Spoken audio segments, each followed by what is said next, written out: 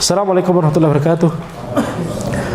Alhamdulillahirabbil alamin wassalatu wassalamu ala sayyidina Muhammadin wa ala alihi washabihi ajma'in. Amma ba'd. Kita lanjutkan pembahasan dari kitab Al-Mulakhas fi Syarh Kitab Tauhid karya Syekh Shalih bin Fauzan bin Abdullah Al-Fauzan hafizahullah taala. Kita sampai pada pembahasan hadis wa an Abi Sa'id Al-Khudri radhiyallahu anhu an Rasulullah sallallahu alaihi wasallam qala. Dari Abu Sa'id Al-Khudri radhiyallahu anhu bahwa Rasulullah sallallahu alaihi wasallam bersabda, qala Musa alaihi salam. Musa alaihi salam bersabda. Ini berarti Nabi Muhammad sallallahu alaihi wasallam menukil sabdanya Nabi Musa alaihi salam. Ya Rabb, alimni syai'an adzkuruka wa ad'uka bih. Wahai Rabbku, ajarkanlah aku sesuatu yang aku bisa berzikir kepadamu dan bisa berdoa kepadamu dengan sesuatu tersebut, dengan ucapan zikir tersebut. Qala, kemudian Allah Subhanahu wa taala berfirman, "Qul ya Musa, la ilaha illallah." Katakanlah wahai Musa, la ilaha illallah. Qala ya Rabbi, kullu ibadika yaquluna hadza. Kemudian Nabi Musa alaihissalam berkata kepada Allah Subhanahu wa taala, wahai Rabbku, seluruh hambamu itu mengucapkan ucapan tersebut.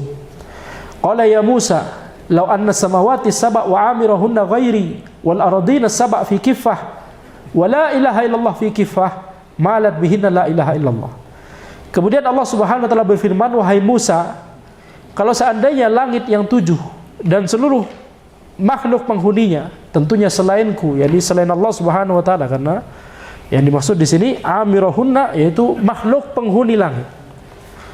Tentunya tidak termasuk Allah Subhanahu wa taala, karena Allah adalah Al-Khaliq, bukan makhluk. Wal ardina sab', dan bumi yang 7 itu fi kiffah, diletakkan dalam satu timbangan, dalam satu lengan timbangan. Wala ilaha illallah fi kiffah, dan ucapan la ilaha illallah di lengan timbangan yang lain. Malat bihinna la ilaha illallah, maka ucapan la ilaha illallah itu akan lebih berat. Rawahu Ibnu Hibban wal Hakim wa sahahahu. Diriwayatkan oleh Ibnu Hibban, Al-Hakim, dan Al-Hakim mensahihkan hadis ini. Kemudian syarah dari Syekh Shalih bin Fauzan hafizahullah taala, beliau berkata, Abu Sa'id Al-Khudri huwa Abu Sa'id Al-Khudri Sa'ad bin Malik bin Sinan Al-Khazraji Al-Ansari Al-Khudri. Abu Sa'id Al-Khudri nama asli beliau adalah Sa'ad bin Malik bin Sinan Al-Khazraji, berarti beliau adalah dari suku Khazraj di Madinah. Al-Ansari, dari kalangan kaum Ansar, karena memang beliau dari suku Khazraj dari Madinah, bukan dari Quraisy, bukan dari suku-suku yang lain, tapi dari suku Khazraj di Madinah. Di Madinah sejak zaman jahiliyah itu ada 2 suku di situ, Khazraj dan Aus. Nah, maka Abu Sa'id Al-Khudri ini termasuk Khazraj. Al-Ansari Al-Khudri nisbah ila Bani Khudrah. Al-Khudri ini adalah nisbat kepada Bani Khudrah yang termasuk suku Khazraj. Sahabi jalil, ibnu sahabi, beliau adalah seorang sahabat yang memiliki kemuliaan dan juga anaknya anak dari seorang sahabat. Jadi bapak beliau itu juga adalah sahabat. Rawa anin Nabi sallallahu alaihi wasallam ahaditsa katsiratan. Beliau meriwayatkan banyak hadis dari Nabi Muhammad sallallahu alaihi wasallam. Mata sanata itsnatain wa sab'ina ba'dal hijrah.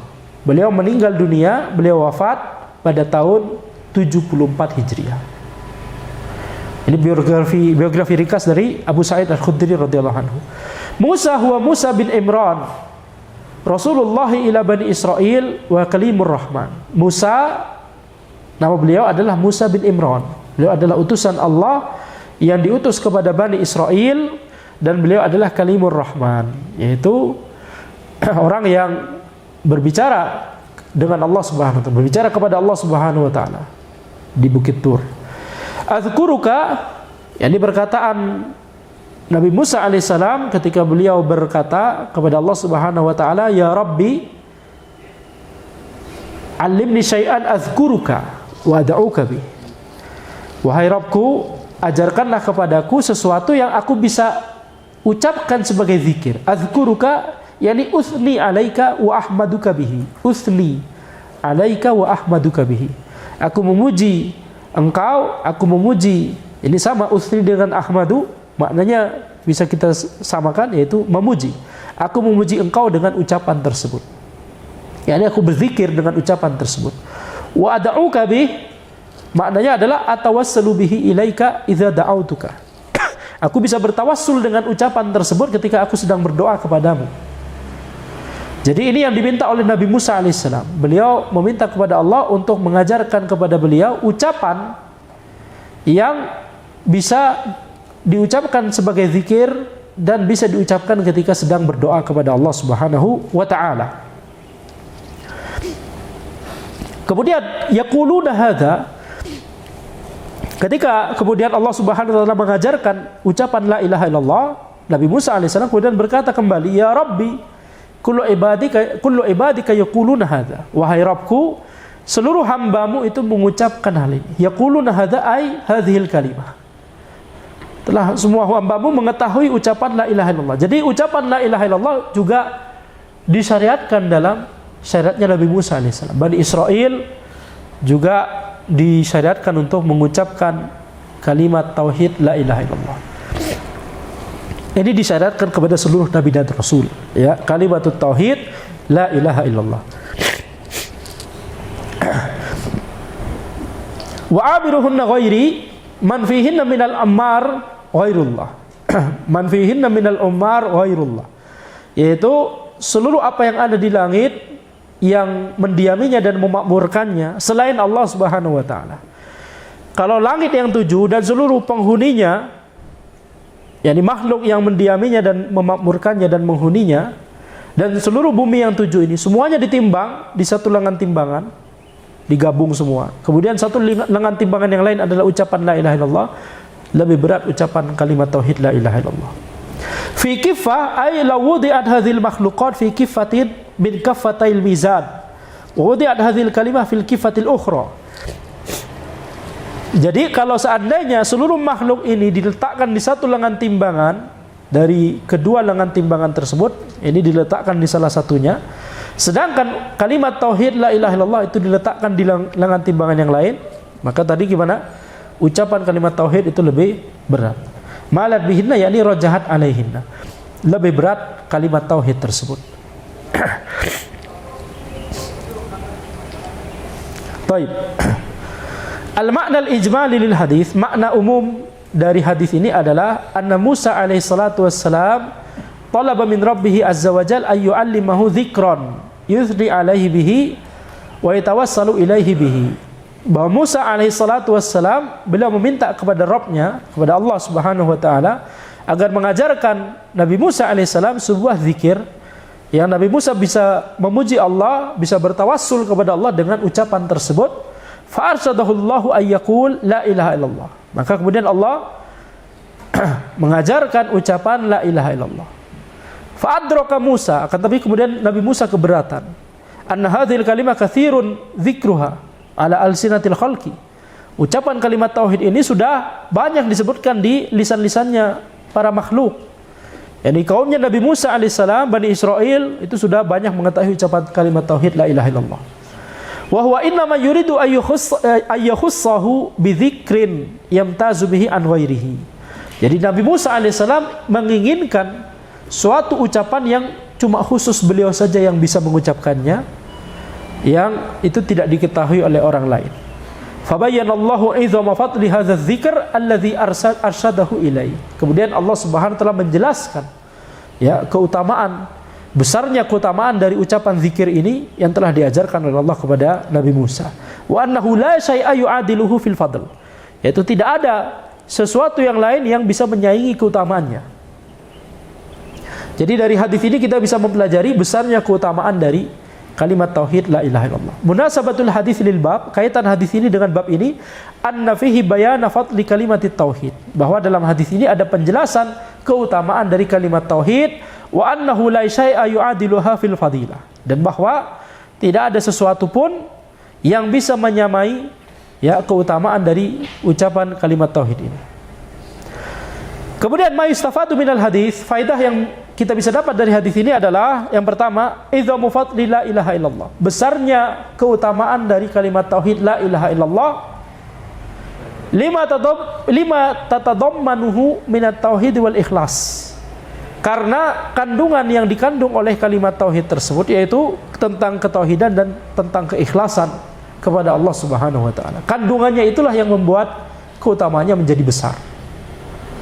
Jadi makanya dia tidak ada yang bisa menyaingi keutamaannya tersebut, walaupun seluruh makhluk tadi yang disebutkan itu semuanya ditimbang tetap tidak bisa menyamai besarnya keutamaan dari kalimat tauhid. Kemudian faedah yang kedua, fadlu Musa alaihissalam wa hirsuhu 'ala taqarrub ila Allah. Keutamaan Nabi Musa alaihissalam dan semangat beliau untuk mendekatkan diri kepada Allah.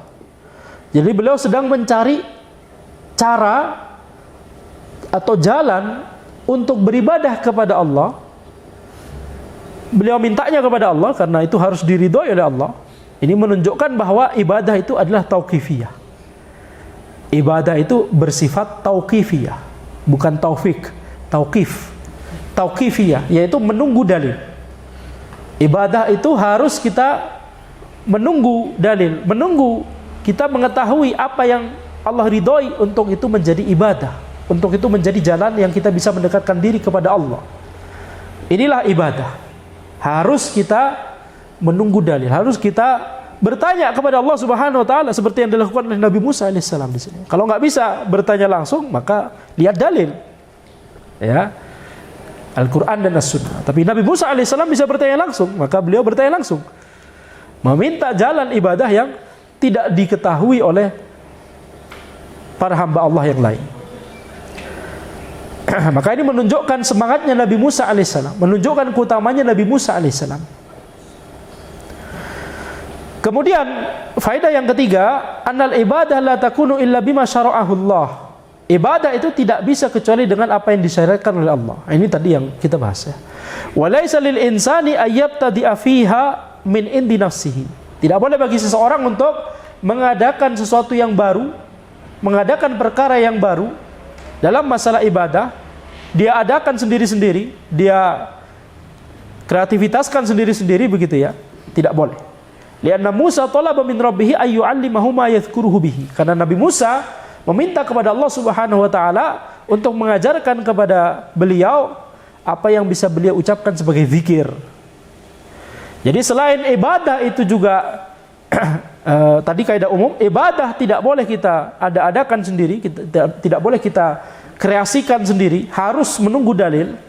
Harus ada dalilnya dari Al-Qur'an dan As-Sunnah dengan pemahaman yang sahih dari generasi terdahulu yang saleh. Maka demikian pula bagian dari ibadah yaitu apa? Memuji Allah Subhanahu wa taala. Di bagian dari ibadah.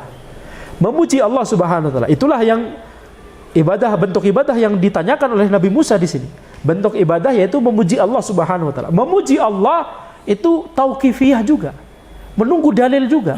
Ucapan yang kita ucapkan untuk memuji Allah itu juga menunggu dalil. Jadi enggak boleh kita mengkreasikan sendiri. Ya, seperti misalkan ketika seseorang berniat memuji Allah, tapi kemudian dia menggunakan dhamir huwa, hu, misalkan, atau Allahu, tapi kemudian akhirnya saja Allahu, seperti yang dilakukan oleh orang-orang sufi ya. Ya, maka ini adalah penyimpangan. Karena untuk memuji Allah saja, dari hadis ini kita lihat Nabi Musa alaihissalam itu meminta, bertanya kepada Allah Subhanahu wa taala. Kemudian faedah keempat, anna mashtaddatil hajatu wad daruratu ilaih kana aktsara wujudan. Sesuatu yang sangat dibutuhkan, ada kebutuhan yang besar untuk sesuatu tersebut, maka sesuatu itu pasti ya banyak ditemukan. Sesuatu tersebut itu pasti banyak ditemukan. Yani kita bicara syariat Allah Subhanahu wa taala. Ketika ucapan tersebut itu banyak dibutuhkan oleh makhluk, maka ucapan tersebut akan banyak diajarkan oleh para nabi dan rasul. Akan banyak disebutkan di dalil.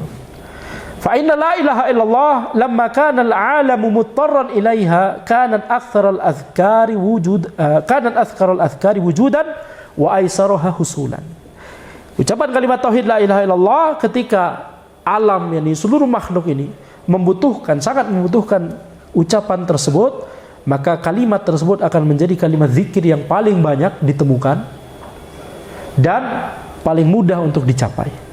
Mengucapkan kalimat tauhid la ilaha illallah, bahkan para ulama mengatakan untuk mengucapkan la ilaha illallah tidak membutuhkan bibir itu bergerak. La ilaha illallah, ini cukup dengan ucapan lisan saja. Bibir tidak perlu sampai bergerak, ini bergerak terlalu banyak maksudnya. Sehingga ketika seseorang itu sudah lemas sekali, mendekati sakaratul maut, mudah.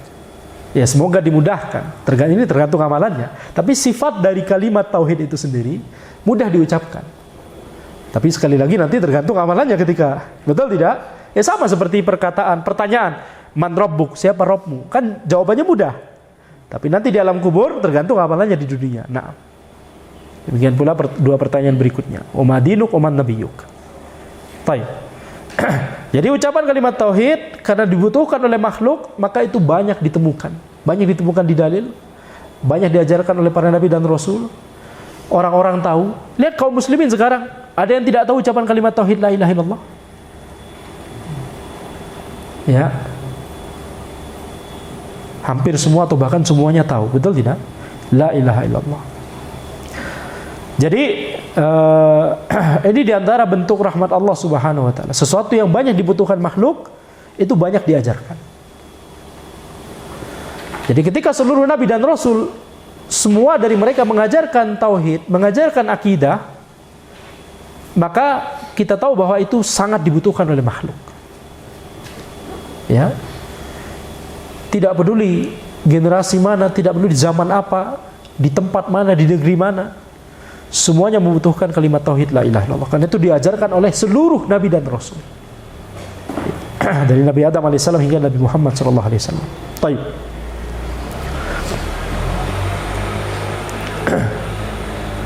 Kemudian faedah yang kelima, annallaha fawqa samawati liqaulihi wa amiruhunna ghairi. Bahwa Allah itu di atas langit, tinggi di atas langit berdasarkan firman Allah wa amiruhunna ghairi, yaitu makhluk-makhluk yang menghuni dan mendiami langit tentunya selain aku, selain Allah Subhanahu wa taala.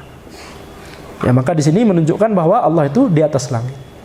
Faedah keenam, annahu la budda fi dzikr bihadzal kalimah min at-talaffuz biha kulliha.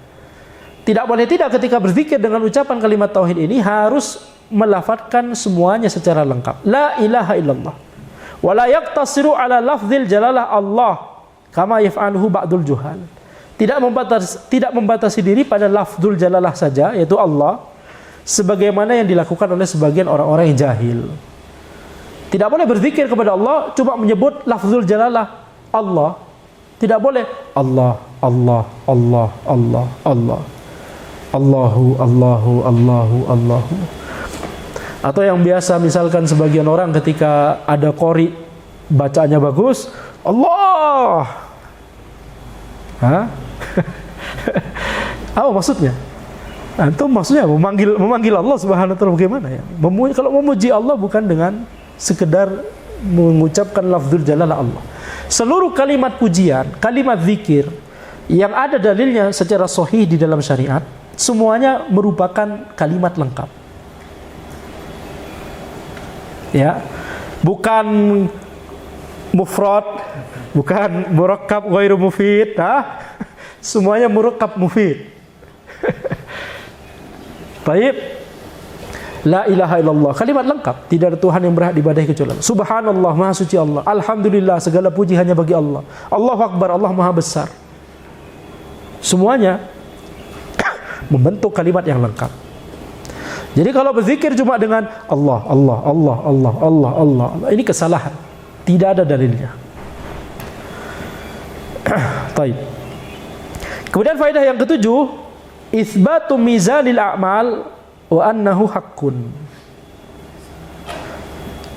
Penetapan adanya timbangan amalan dan bahwa ini adalah hak.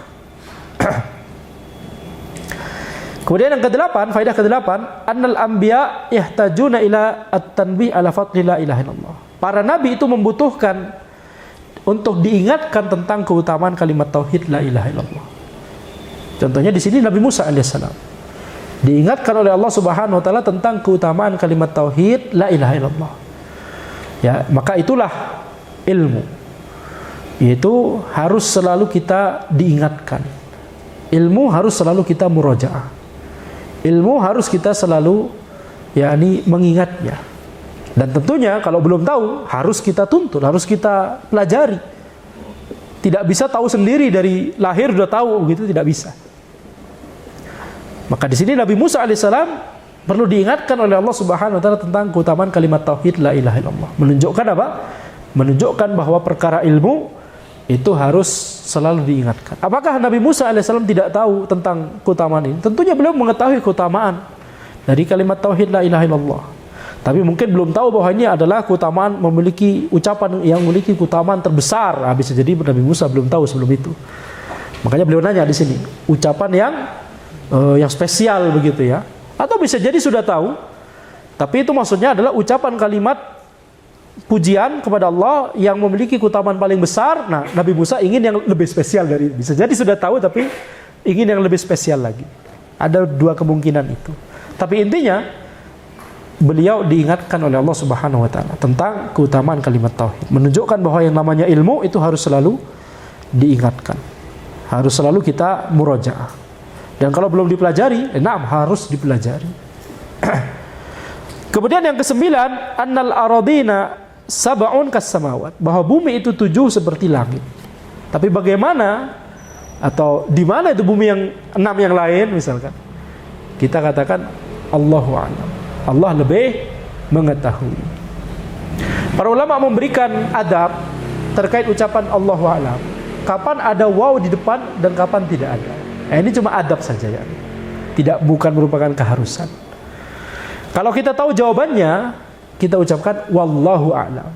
Misalkan ketika seorang ulama berfatwa, kemudian beliau tahu jawabannya, kemudian beliau fatwakan, setelah menyampaikan jawaban fatwanya, beliau ucapkan wallahu a'lam, dan Allah lebih mengetahui.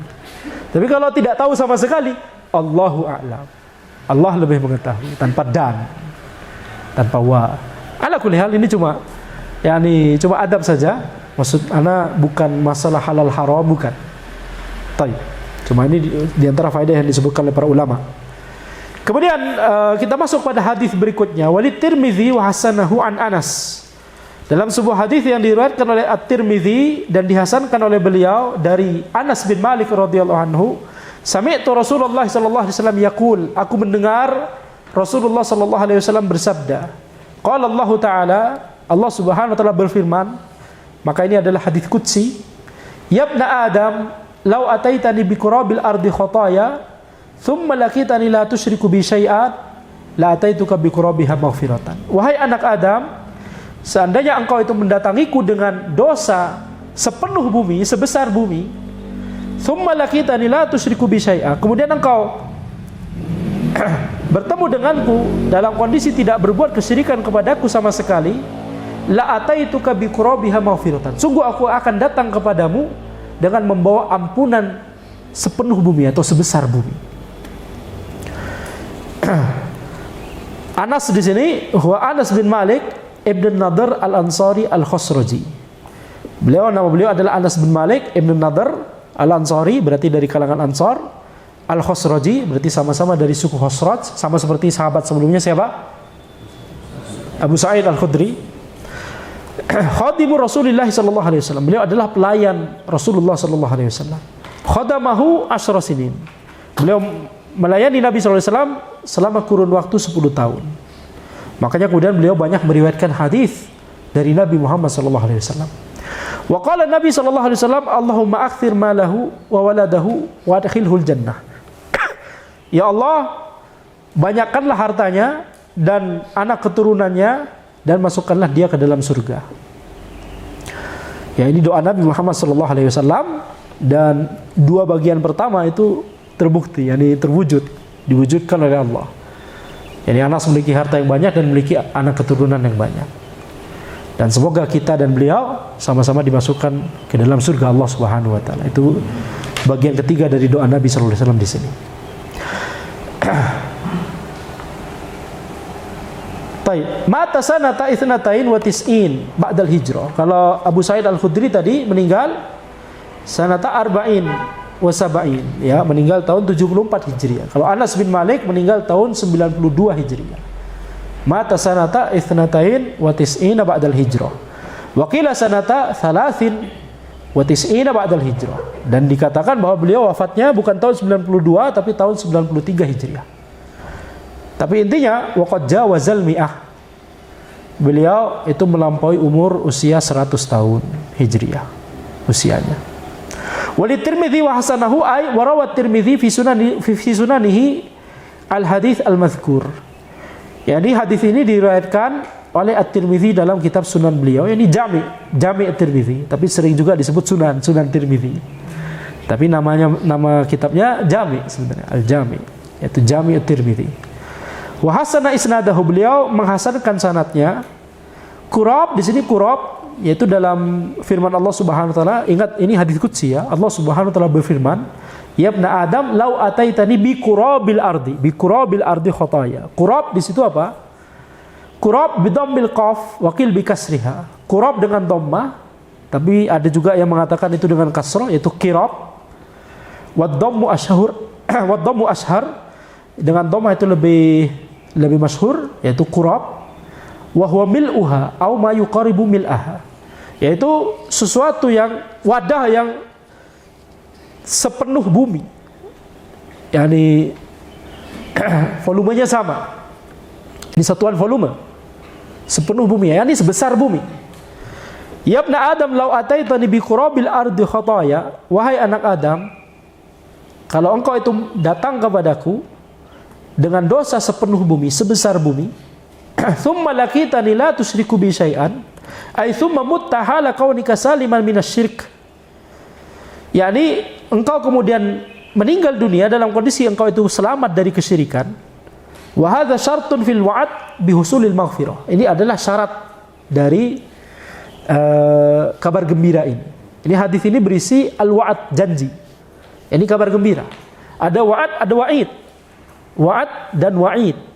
Kabar gembira dan ancaman. Janji dan ancaman. Ada al-wa'd, ada al-wa'id. Al-wa'd itu janji. Ini kabar gembira. Al-wa'id yani ancaman. Ya bisa juga disebut janji tapi ancaman gitu ya. Makanya tadi Anda sebut yang satu kabar gembira, yang satu ancaman. Maka hadis ini adalah hadisul wa'd. Hadis ini adalah hadis yang berisi kabar gembira. Nanti jadi ada dalilul wa'd, ada dalilul wa'id. Dalil yang berisi kabar gembira dan dalil yang berisi ancaman. Ahlus sunnah harus pertengahan. Nah, ini karakteristiknya Ahlus sunnah, yaitu pertengahan. Ini menggabungkan seluruh dalil yang berisi wa'ad dan wa'id, menggabungkan seluruh dalil yang berisi kabar gembira dan berisi ancaman. Jangan cuma fokus pada dalil yang berisi kabar gembira saja. Ini karakteristiknya Murji'ah. Dan jangan fokus pada dalil yang berisi ancaman saja. Ini karakteristiknya Khawarij. Maka hadis ini adalah hadis wa'ad, hadis yang berisi kabar gembira. Nah, syaratnya supaya kabar gembira tersebut terwujud, syaratnya apa? Nah, ini tadi, tsumma laqitani la tusyriku bi syai'an. Engkau menjumpaiku, yakni meninggal dalam kondisi la tusyriku bi syai'an, tidak berbuat kesyirikan kepada Allah sama sekali. Ini syartun fil wa'd, kata Syekh Al-Fauzan hafizallah. Ini syarat dari kabar gembira ini supaya terwujud.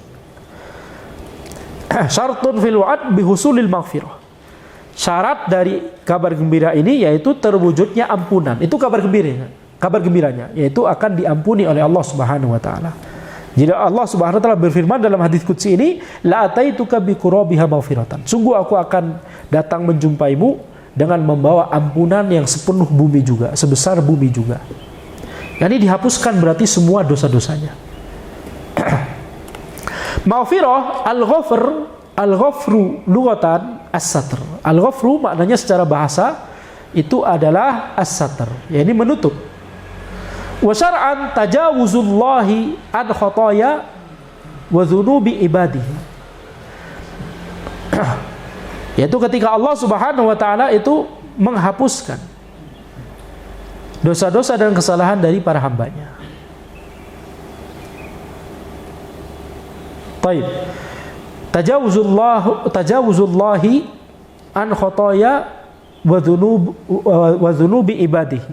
Ya, khotoya di sini mudhaf, kemudian wawul ataf, dzunub di situ juga mudhaf ilaihnya adalah ibad. Tapi yang lebih fasih dari struktur ini kata para ulama, jadi mudhaf itu jangan diataf.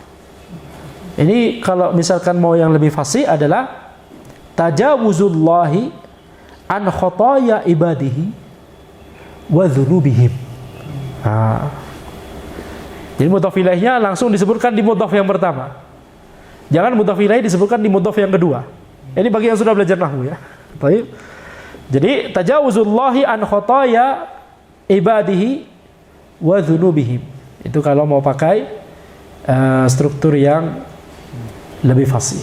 Tapi tentunya ini bisa jadi ini sudah masyhur ya nih. Struktur yang ada di kitab itu banyak diucapkan oleh orang-orang Arab di zaman sekarang.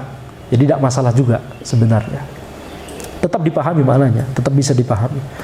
Yaitu makna dari maghfirah itu adalah ketika Allah menghilangkan atau menghapuskan dosa-dosa dari para hambanya. Al-makna al-ijmali lil hadis, makna umum dari hadis ini adalah yukhbirun Nabi sallallahu alaihi wasallam an Rabbih azza wajal.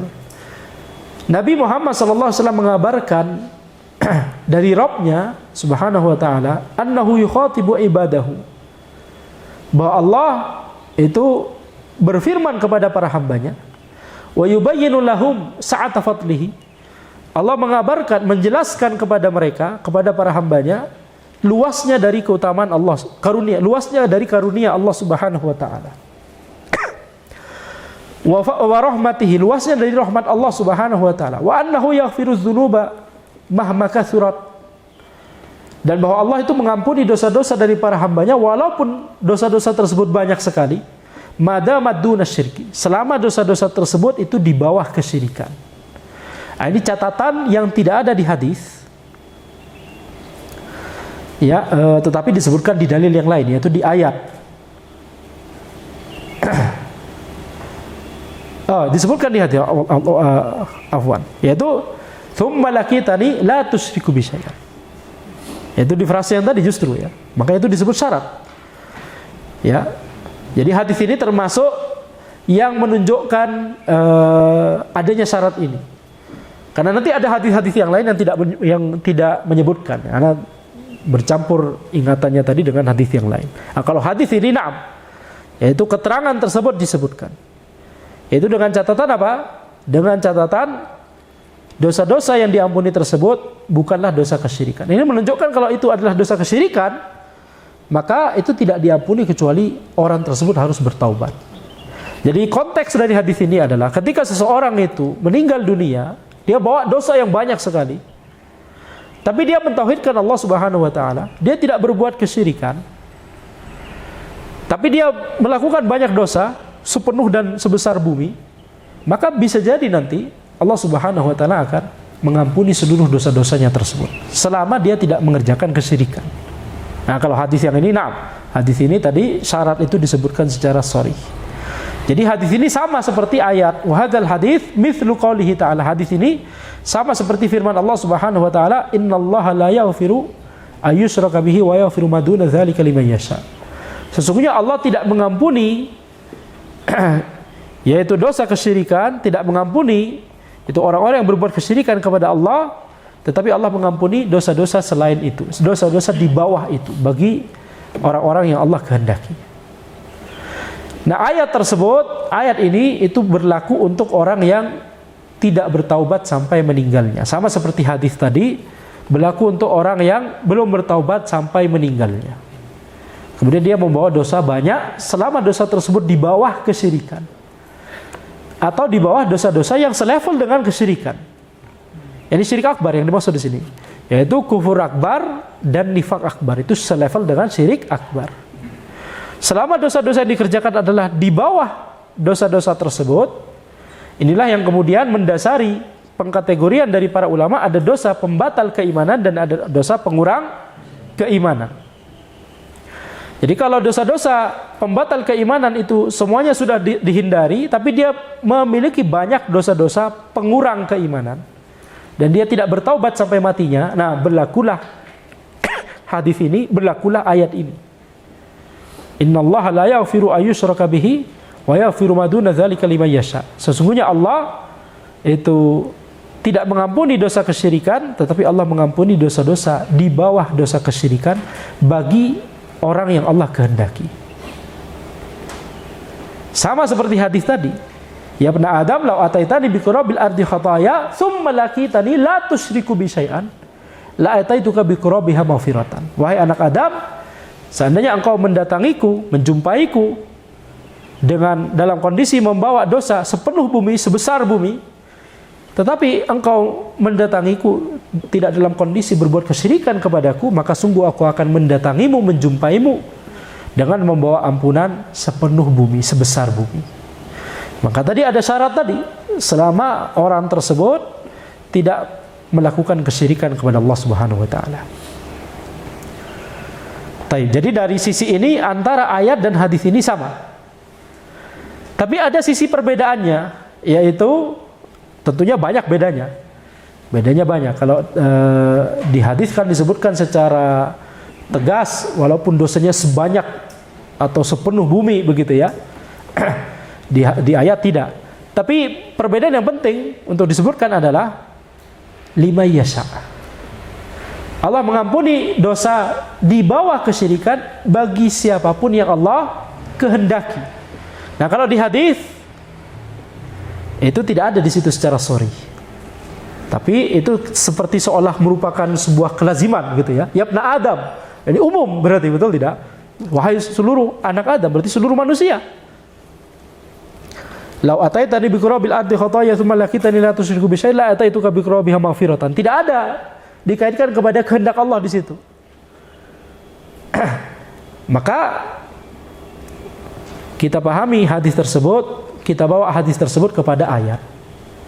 yakni Allah Subhanahu wa taala itu akan mendatangkan ampunan yang sepenuh bumi, sebesar bumi kepada orang yang meninggal dunia membawa dosa sepenuh bumi, sebesar bumi, selama orang tersebut tidak berbuat kesyirikan. Tapi ini tahta masyiatillah, di bawah kehendak Allah. Ini hadis ini berlaku untuk siapapun yang Allah kehendaki. Tergantung kehendak Allah Subhanahu wa taala. Betul? Nah. Dari mana? Berdasarkan ayat tadi. Ini makna dari kita menggabungkan dalil-dalil. Jadi ini bukan merupakan sebuah keharusan, bukan merupakan sebuah kelaziman.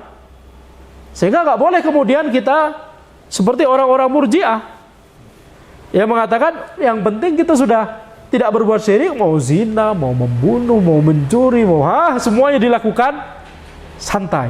Itu pasti diampuni oleh Allah berdasarkan hadis Anas bin Malik ini. Kita katakan, nah ada hadis Anas bin Malik tersebut, tapi ada ayat. Ya, wa yaghfiru ma duna dzalika liman yasha. Demikian cara berdalil. Harus menggabungkan yakni berbagai dalil yang membicarakan tema yang sama. Tidak boleh hanya sebagian saja. Kalau cuma sebagian saja, ya maka nanti seperti Murji'ah dalam bab ini. Mereka cuma mengambil hadis ini kemudian mengatakan yang penting kita nggak berbuat syirik akbar, kufur akbar, nifak akbar, tapi dosa-dosa di bawah itu walaupun dosa besar semua yang dilakukan, zina, mencuri, membunuh, merampok, begal, apa dan semua, semuanya dilakukan, tenang aja itu semuanya walaupun dosanya sebesar bumi, sepenuh bumi akan diampuni oleh Allah. Kita katakan itu tahta masyiatillah, di bawah kehendak Allah Subhanahu wa taala. Memang tidak ada di hadis, tapi itu disebutkan di dalil yang lain, yaitu di ayat. Baik. Munasabatul hadis lil bab anna fihi dalilan ala kathrati thawabit tauhid wa annahu yukaffiru dzunuba mahma kathurat. Kaitan hadis ini dengan bab ini yaitu bahwa hadis ini adalah dalil terhadap banyaknya pahala dari tauhid.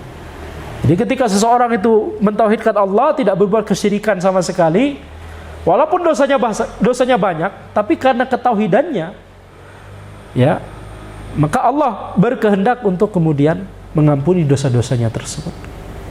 Ini menunjukkan keutamaan tauhid berarti. Sesuai dengan bab ini. Bab ini membicarakan tentang keutamaan tauhid. Wa annahu yukaffiru dzunuba mahma katsura. Dan tauhid itu bisa menghilangkan dosa-dosa, menggugurkan dosa-dosa walaupun dosa-dosanya banyak sekali. Sekali lagi dengan catatan jika Allah berkehendak untuk mengampuni dosa-dosanya. Nah, ma istafadu minal hadis, kemudian faedah yang bisa diambil dari hadis ini, yang pertama, fadlut tauhidi wa kathratu thawabihi. Besarnya keutamaan dari tauhid dan banyaknya pahalanya dari tauhid. Banyaknya pahala dari tauhid. Ini menunjukkan yakni besarnya keutamaan tauhid, banyaknya pahala dari tauhid. Dengan seseorang mentauhidkan Allah, mewujudkan dan merealisasikan tauhid tersebut, dia bisa yakni diampuni oleh Allah Subhanahu wa taala walaupun dia belum bertaubat atas dosa-dosanya tadi, selama dosa-dosa tersebut di bawah kesyirikan akbar, di bawah kekufuran akbar, di bawah kemunafikan akbar. Kemudian faedah yang kedua adalah sa'atu fadlillahi wa judihi. Sa'atu fadlillahi wa judihi, bukan wujudihi. Al-jud itu dermawan, kedermawanan. Jadi ini sa'atu fadlillahi, luasnya karunia Allah, wa judihi, luasnya kedermawanan Allah, wa rahmatihi, luasnya rahmat Allah, wa afihi, luasnya maaf dari Allah Subhanahu wa taala. Luasnya maaf dari Allah Subhanahu wa taala. Kemudian faedah yang ketiga, ar-raddu 'alal khawarij alladzina yukaffiruna murtaqibal kabirah allati hiya duna syirki. Hadis ini adalah bantahan kepada orang-orang khawarij yang mereka itu mengkafirkan pelaku dosa besar, yaitu dosa-dosa besar tapi dosa-dosa itu di bawah kesyirikan. Hadis ini adalah bantahan langsung kepada khawarij. Yaitu apa? Hadis ini berkata, walaupun orang tersebut melakukan dosa sepenuh bumi, sebesar bumi, tapi Allah akan ampuni, akan datang dengan ampunan yang juga sepenuh bumi dan sebesar bumi. Nah, itu dosa di bawah kesyirikan, berarti juga termasuk dosa besar. Berarti pelaku dosa besar masih bisa mendapatkan ampunan dari Allah jika Allah berkehendak. Berarti ini adalah bantahan langsung kepada khawarij. Makanya kenapa? Karena ini adalah hadis wa'ad tadi, dalil wa'ad.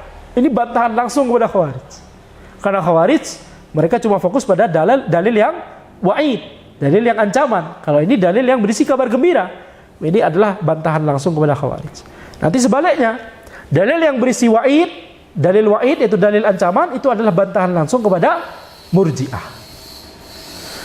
Jadi ini adalah dalil wa'ad, dalil yang berisi kabar gembira, makanya ini bisa dijadikan bantahan langsung kepada khawarij, dan ini adalah bisa disalahpahami oleh murji'ah. Tadi yang kita sudah sebutkan, kesalahpahaman murji'ah terhadap hadis ini. Mereka mengatakan atau mereka meyakini bahwa ini adalah kelaziman, sudah pasti diampuni oleh Allah. Belum tentu. Tahta masyiatillah, di bawah kehendak Allah Subhanahu wa ta'ala. Baik.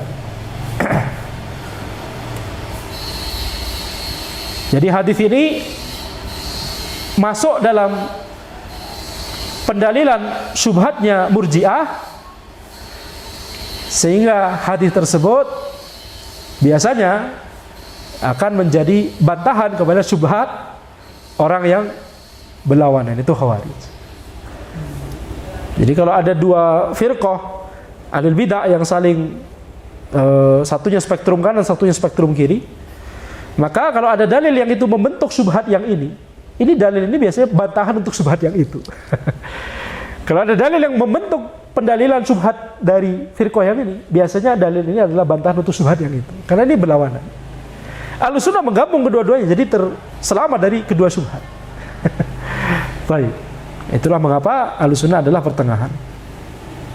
Bukan berusaha untuk mencari pertengahan, tetapi selalu berusaha menggabungkan dalil-dalil sehingga nanti menjadi pertengahan dengan sendirinya. Ya, tidak mesti yang pertengahan itu adalah al-haq. Tidak mesti. Contoh misalkan, apa sikap kita kepada Abu Jahal? yakni kita meyakini dia kekal di neraka, atau kita berusaha pertengahan. Ada orang yang mendukung Abu Jahal sesama orang-orang kafir, Abu Lahab misalkan. Ada orang-orang yang mengkafirkan Abu Jahal. Ada orang-orang yang berusaha di pertengahan. Boleh nggak di pertengahan ini? Nggak boleh. Betul? Tidak boleh. Jadi bukan sifat dari Ahlussunnah berusaha untuk selalu di pertengahan, bukan. Sifat Ahlussunnah adalah selalu kembali kepada dalil Al-Quran dan As-Sunnah, selalu kembali kepada pemahaman yang sahih terhadap Al-Quran dan As-Sunnah, sehingga menjadi pertengahan dengan sendirinya di masalah-masalah yang di situ ada ahlul bidah di spektrum kanan dan spektrum kiri. Tapi kalau itu masalah yang memang sudah jelas posisi Ahlussunnah dari dalil menunjukkan demikian, halas demikian. Justru yang tengah-tengahan itu justru bisa jadi salah. Contohnya yang tadi. Apa sikap kita kepada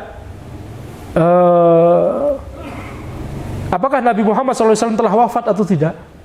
Misalkan ada yang mengatakan sudah wafat, ada yang mengatakan masih hidup sekarang. Nah, ada firqah di Amerika Serikat, kaum muslimin yang mengklaim, meyakini bahwa Nabi Muhammad SAW masih hidup sekarang. Ajib kan? Masih kita katakan kaum muslimin, ya. Tapi pemikirannya demikian, aneh sekali. Anda tidak tahu pemikiran yang lain, cuma Anda tahu satu pemikirannya itu. Jadi masih kita doakan ini kaum muslimin semoga bertaubat, begitu ya. Mereka meyakini Nabi Muhammad SAW masih hidup. Apakah kemudian kita akan mencari posisi pertengahan di sini? Gimana pertengahan? Tawakuf. Anda tidak tahu Ustaz, sudah meninggal atau belum meninggal ya, atau masih hidup? Anda di pertengahan. Tidak boleh di pertengahan di sini, betul tidak? Harus menunjukkan sikap. Kenapa? Karena dalil menunjukkan bahwa yang hak adalah salah satu pendapat, yaitu Nabi Muhammad SAW telah wafat. Nah. Baik, kemudian faedah yang keempat, itsbatul kalami lillahi azza wa jalla ala ma yaliqu bi jalalihi. Penetapan sifat kalam untuk Allah azza wa jalla sesuai dengan keagungan Allah. Penetapan sifat kalam. Karena di sini Allah Subhanahu wa taala berfirman. yakni Nabi Muhammad sallallahu alaihi wasallam bersabda, qala Allah taala, Allah Subhanahu wa taala berfirman. Berarti ini adalah sifat kalam. Allah berfirman. Ini adalah hadis ini adalah salah satu dalil yang menetapkan sifat kalam bagi Allah Subhanahu wa taala dengan sifat kalam yang sempurna, sifat kalam yang sesuai dengan kemuliaan dan keagungan Allah Subhanahu wa taala. Kemudian faedah yang kelima adalah itsbatul ba'ats wal hisab wal jaza. Penetapan adanya hari kebangkitan dan adanya perhitungan amalan dan adanya pembalasan untuk amalan untuk para hamba.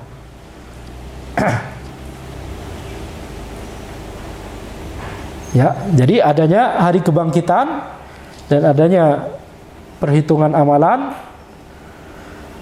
dan pembalasan. Karena tadi ya ataitani, lau ataitani, kalau engkau menjumpaiku, yakni setelah meninggal dunia, berarti ada kebangkitan. Kemudian ada hisab. Ini dosa-dosanya dihisab di sini. Disebutkan ukuran dosanya sepenuh bumi atau sebesar bumi. Kemudian al-jaza, ada balasan dari Allah Subhanahu wa taala. Ada ampunan dari Allah, itu adalah al-jaza. Al-jaza terhadap ketauhidan orang tersebut. Balasan terhadap ketauhidan orang tersebut. Baik. Jadi kita simpulkan adanya kebangkitan di hari kiamat, di akhirat, ya, kemudian proses perhitungan amalan di akhirat, kemudian ada proses pembalasan di akhirat, itu kita bisa dapatkan dari hadis ini. Selain tentunya dari dalil-dalil yang lain. Nah, baik, demikian yang bisa Anda sampaikan dalam pertemuan kita kali ini. Hadza wallahu a'lam. Subhanakallahumma wa bihamdika asyhadu an la ilaha illa anta astaghfiruka wa atubu ilaik. Assalamualaikum warahmatullahi wabarakatuh.